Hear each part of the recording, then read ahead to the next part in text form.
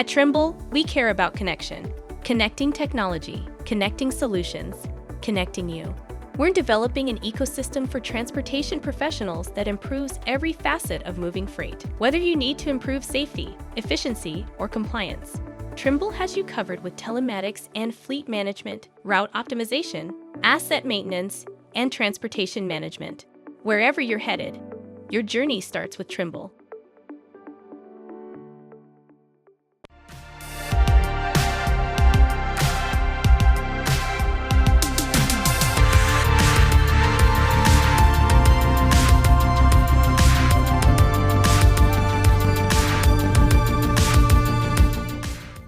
Welcome back. It's Loaded and Rolling. I'm your host, Thomas Wasson, trucking expert here at FreightWaves, and we're in for a special edition. The FreightWaves community's Spooktacular Halloween 1 week early crossover episode. That's right, I said it all at once, and we're going to be talking soon with Mary O'Connell. She is our 3PL and cold chain expert here at FreightWaves. If you don't know about her, you should. She hosts the podcast and newsletters Check Call and Running on Ice. They get double duty out of her, and then they get sponsored content out of me. But we're going to be talking a little bit today on the show about some recent trends, especially. It's going to affect everybody. The risks associated with fraud, as well as some cool stuff in the cold chain, how to transport stuff, how to not get scammed. That's probably an important one. I've had that happen before, back when I dispatched carriers. And then finally, the thing you've all been waiting for is Halloween going to bring tricks or treats in the freight market space. That's right, folks. We're going to have a lot to talk about today, but let's bring in our guest, Mary O'Connell. Mary, it's a pleasure getting to catch up with you again. I love the title I had to come up with, but for folks who may not know about you, give us some extra background about you. Thank you so much, Thomas. Yeah, it's very nice to be on your show. I think this might be a Loaded and Rolling first. I think maybe. I think live. We normally pre-record this thing. So anyway, yes, hello, I am Mary O'Connell. I am our 3PL expert, cold chain expert, you name it. I'll be an expert in it kind of gal. Here at FreightWaves, I write Check Call and Running on Ice, which I believe if you are interested, you should check out those shows this week and next, because you might see a familiar face on those shows. That's right. No spoilers ahead. Let's dive into Running on Ice. So you had a really cool interview. We're going to go over some recent interviews. Tiffany Brewer was one of them, Senior Director of Industry Strategy and Pharma and Life Sciences. That's a long one, but blue yonder, talking about vaccine supply chains, which if kids are all back at school, everyone's passing around the funk more than the chain gang of 1969. So let's talk a little bit about what that interview was and some cool things you learned from it. I mean, you actually kind of hit the nail on the head right there.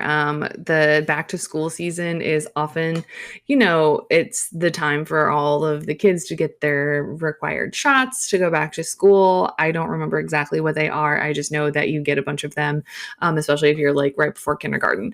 But that happens. And then shortly on the heels of that is cold and flu season. So everybody's getting their flu shots, COVID shots, RSV shots, you name it, whatever the emails say that you need to get, you go and get. And so that actually is a very interesting predicament, because that is a huge demand on that vaccine inventory at that moment in time. And so naturally you kind of have to plan a little bit. And so we actually, in that episode, we break down the kind of the vaccine supply chain and how it's not necessarily the medicine inside the vaccines that is something that you need to plan around. It's the components that you actually the syringes and the needles and the actual administration of those vaccines. That is something that needs to be prioritized. So it's kind of something we get into it, and turns out there's like a very real scientific very medical heavy reason as to what areas get prioritized on those vaccines and those items if they are limited in any way, shape, or form. And it comes down to like they even break it down like by regions, not just like this one whole country gets all of it. They break it down of the regions within that country. And it's, I believe, the World Health Organization and a couple of other very fantastic organizations do set some of those priorities and everything like that. And so it's really fascinating to know that, the reason that we're able to access some of this healthcare is, due to people that were able to, make the plastic that goes in the syringes and those needles and, give it down to those that need it, and that we're actually prioritizing based off of people's needs and health, which I think is fantastic. And that's something that as we see different diseases emerge from different parts of the world, it's something that because of that fluid supply chain, we can pretty easily adapt to that because fortunately or unfortunately, we are in a global economy and a global supply chain. So just because a disease may break out in Europe or whatever, that doesn't necessarily mean that other countries are safe because or other continents are safe, because we do have that intercontinental travel, and it can spread some diseases. It's still much better than the old days. I think it was during colonial times. You had to, for measles, you had to take someone with measles, and you had to take some of their measles, and then you put it on and inoculate yourself, and you get this hideous scar. So I hate to be the person who constantly had to have measles. It's like the viral equivalent of a wet nurse. But nowadays, like you said, the important part is going to be the tubes, the actual, not the medicines itself, but the actual transportation of things like needles. Was that something that they say the issue is just not enough product, or does it get frequently squished and then you have like a box full of like ruined needles because they've all broken in half or whatnot? So it's really kind of comes down to, that's where that demand planning comes in. So, for example, the fall is going to be a lot busier than February because you have your normal demand of, your hepatitis, your tetanus shots, et cetera. You have your normal demand of needles in the supply chain. But then that in the fall, you're going to have a lot more because you're going to have all of these cold and flu and whatever the vaccines are that kids get before they go to school, that all that demand is going to hit at one time. So that's where, that demand planning is so, so, so crucial. So that way you're not having to sit there and make your very own Sophie's choice of, hey, which area, which region gets the medicine that they need because we don't have enough. So that's where, through the really effective and efficient demand planning, they are able to make it so there's not really that much shortage. So it's just really kind of fascinating to peek behind the curtain there and see how that sausage gets made. Well, speaking of peeking behind the curtain, we're going to look at freight fraud next. Talked with Orlando Candelaria, account executive at Tive. There's some recent cargo theft trends, and there's your trick or treat thing we're tying in there. Instead of stealing candy, we'll steal the back of a 53-foot trailer. Talk to us a little bit about what that conversation entailed. What are some of the highlights? So this has been something that everyone has kind of been clamoring for more information on freight fraud, how to not get got by cargo theft. And it's something that I think is very timely. And it's some of the stories that I've heard have been utterly shocking. Like, Tom, is there somebody that stole $30,000 worth of crab? So that's going to be like an entire 53-foot trailer of crab. So like, where do you put it? Where do you send all that crab? Exactly. Did they capture them? Did they find a stall on the side of the road with crab? I don't know. They just took an entire shipment of like crab and then we're like, okay, yeah, we're going to steal it and like sell it on the crab black market. What? How is that a thing? I have no idea, but people are literally stealing the most insane things. It's not just like a truckload of PS5s, although I'm pretty sure a truckload of PS5s would still get stolen. I'd heard something where kind of like consumer goods, they'll steal things full of beverages, energy drinks, and that one kind of surprised me because who would have thought that the black market was more like a Procter and Gamble for poor people when you're just stealing their stuff. Like, I've when I dealt with cargo thefts, sometimes we'd have them happen at U.S. Express. You didn't really hear because it was all compartmentalized. But the worst one was we'd forget about loads. And I had one that was like worth $5 million, and I found it, and it was beauty products. So it was a special project going to a Walgreens, and they forgot about it for 6 months in Laredo, and it cost them like 3 or 5 million. This was like 10 years ago. But so looking at the data, I got some factoids you provided with me as well. Anything and everything can be stolen. They're up significantly, but the biggest states for Q3, California, Texas, and Illinois had 53% of all cargo thefts in Q3 by total loss of value. Talk a little bit about that, because I know with HVP rules and stuff, there's a few places, especially Cali and Texas, but Illinois kind of shocked me. We're talking like Chicago or like the rest of Illinois? So I would have to say it has to be Chicago. I couldn't really find very specific like county by county breakdowns, but I would say that it's definitely going to be, if you look at Illinois, Texas, and California, those are homes of some pretty significant ports and some pretty significant import areas and other stuff like that. In California, obviously we have Southern California, around the ports of LA and Long Beach, and in Texas we have Laredo and just about every other border crossing that we have. And then we also have some huge metropolitan areas. I think Dallas and Houston are one of the top 2 freight markets in the country, or they're in the top 4 or whatever. And then Chicago is obviously up there. So I would say that, and that's a huge rail hub as well. And I know that a couple years ago, we saw a huge trend of rail theft happening. So yeah, I would say that if you are a carrier and you're looking to kind of mitigate those insurance claims or just mitigate your risk, definitely looking at, if I'm going to send someone into Southern California, a major metropolitan area in Texas or by the border, or even into parts of Illinois, I would say, lean back on some of those old rules of make sure you show up with a full tank of gas. Advise drivers that, hey, don't stop within 200 miles of your origin point. Try to get them there on fresh hours, so that way they don't have to break. Because I think the further you can get away from those hot spots before you take that first break, before you have to refuel, I would say that that's going to ultimately set you up for success and not having to potentially deal with a theft claim, because 9 times out of 10, when that stuff gets stolen, it's gone. Like, you're not going to be able to recoup it. Although in that interview, we do have a chit chat with Ty about have they ever had one of their trackers, because they have trackers that you can put on goods that tell you a bunch of information, but mostly their location. And I said, have you guys ever had it where a thief has stolen like the goods with the tracker on it? And they have. And turns out when that happens, it's very easy to call the police and say, hey, my stuff was stolen, but this is where it is because they stole the tracker. But most of the other times, like you said, it's not necessarily just electronics or expensive goods.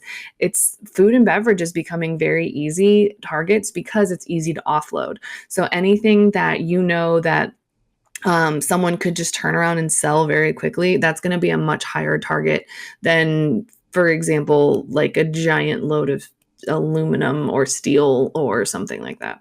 I'd like to see them go after hand-loaded tires or hand-loaded furniture. Those are my 2 favorite ones. Takes them 6 hours to load the silly things.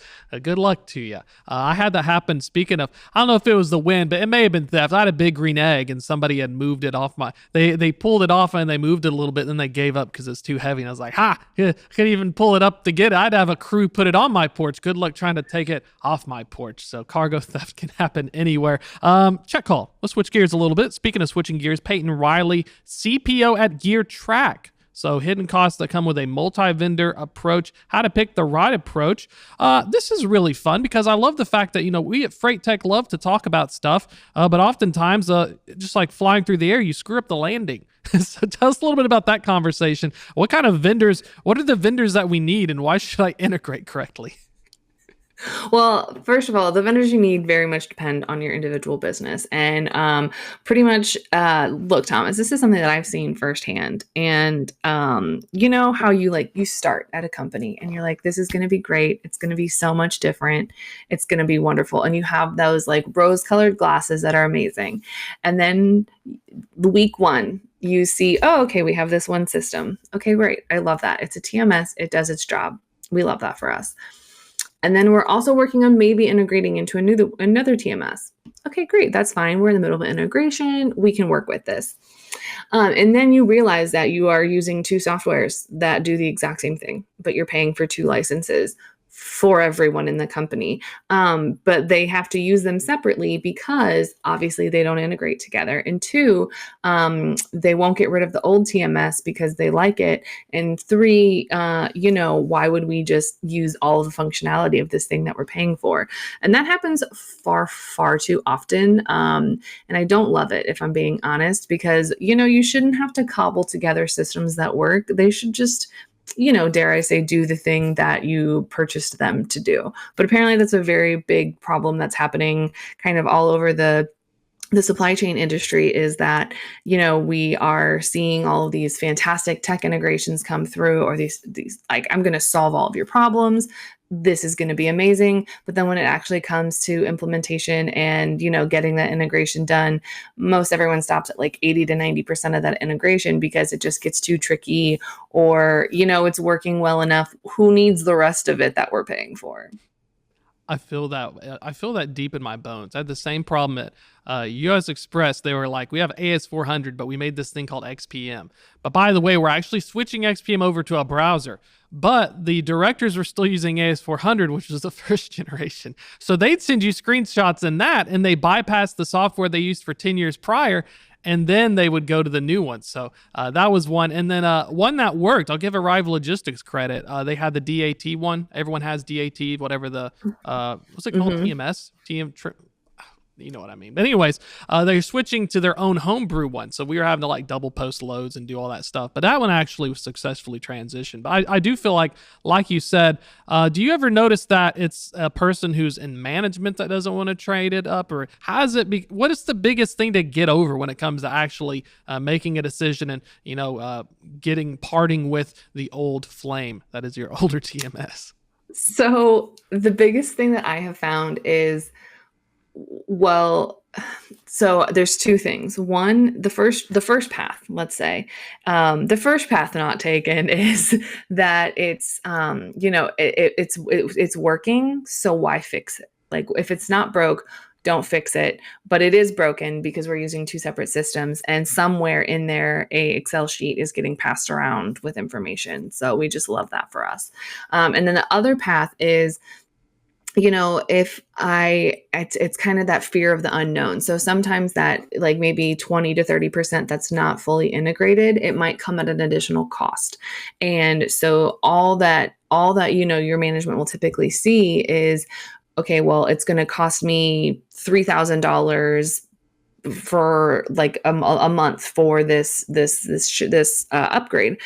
And I can't afford that when I'm also paying all of this over here. But I think what a lot of people forget is that while you do have to pay that $3,000 a month to upgrade or get that full integration how you want, you are only paying that extra for a little bit until it gets upgraded. And then they can completely get rid of the other one. So I think it's a lot of that fear of like, well, it's going to cost so much money and my bottom line can't take that, especially when, me as a carrier, I'm struggling to kind of make a profit on my loads, or me as a broker, my margins are razor thin. I don't have that luxury that we had maybe 2 or 3 years ago, where we were just more or less printing our own money and we had plenty of money to do all of this. But in that era, a lot of people got in on all of this technology, and now they're just kind of left with it.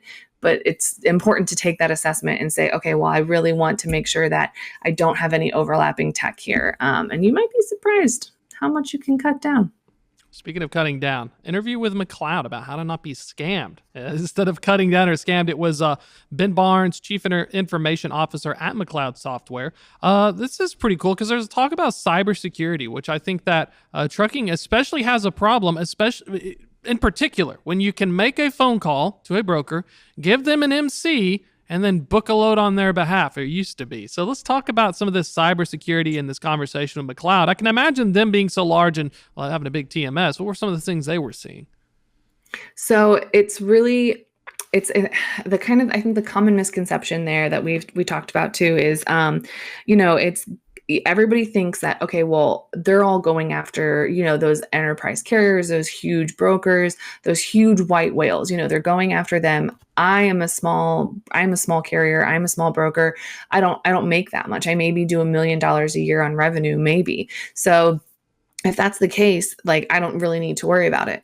Fun fact, that is not the case, because for every white whale, there's maybe like 100 little ones. So if they have a ransomware attack and they get $500 off of you, that's $500 that is pretty much guaranteed versus the maybe 5 million they're trying to get off of a huge off that white whale. So it's really important to, do those exercises, to have those phishing exercises. And then also, what happens when this is something that completely broke my brain when we were having this conversation. And that is, okay, so if you have a cyber attack and you're locked out of your server, how do you tell people? How do you get into your office or get into your computer to let your customers know that you're going to be down for a day, to let your carriers know? How do you handle the shipments that are already in progress? Because, fun fact, most people have their phones integrated into their TMS software or into their computer. So if you're locked out of your computer, how do you get a hold of anybody? Because you might say, oh, I'm just going to go ahead and look up somebody's phone number. You can't look it up. If you're locked out of your email, how do you do that? And so that was something that utterly broke my brain, is how do you try to fix everything, or at least let people know that this is happening if you don't have access to your entire computer? That's some food for thought. The closest thing I can think of, I was speaking with, I think it was nmfta, and they're talking about cybersecurity. They said that they would just try to hack themselves. So they say we'd have companies, we pay some like white hats. I think white hats are the good ones, and they'll hack our company and they'll find it out. But at the same time, like they said that when it does happen, you need a plan. And that's the same thing you talked about, is like, how do I, because, even like a 1Password, what happens if someone takes over, you forget your 1Password? That's what happened with a SiriusXM. One of our buddies' 1Password got locked out, so we couldn't like access a Zoom link. That's what do they say? Do I just save it all to a thumb drive? Do I keep like a backup Google account? Like... So some of it does come down to, and this is something that we've touched on a lot on other episodes of Check Call, shameless plug if you just want to go check some of them out. But no, some of it is, there are companies that they move their servers. Like, they'll move their servers to different locations. So for example, if someone is locked out or if they're having a problem, so for example, if Office A, if you have enough offices, if Office A is experiencing problems, then someone in Office C can take whatever they can from Office A, move it to another server. So that way that information is protected and everything's just kind of isolated to Office A, and they can kind of keep moving. But if it's entirely company wide, well, then you do need to have that plan in place. You need to say, okay, well, what happens when somebody clicks on a phishing email? And kind of that same thing that you might say, HR might send out a thing of being like, hey, the CEO is never going to text you for a gift card, so don't answer.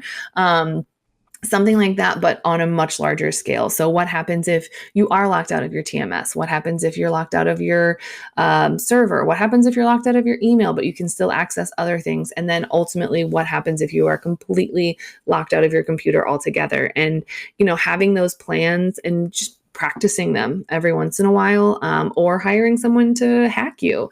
I think that is a very good idea, because you can have all the best laid plans, but until you actually start putting them into action where it's just kind of second nature, that's when that real difference is going to step in.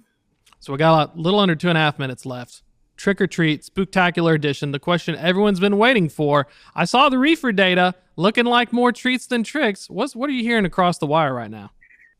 Look, I love what is happening in the reefer market right now. It is because I feel like all summer it has been overlooked and nobody's really like paid attention to it. And now all of a sudden it's exploded, and it's like, hey, guess what? You can't ignore me anymore. And I love that it's getting its moment to shine. It is a little interesting that it is atypical for this time of year. Like, if you go back and look at some of the seasonal data, especially even before the pandemic, it is atypical for this time of year.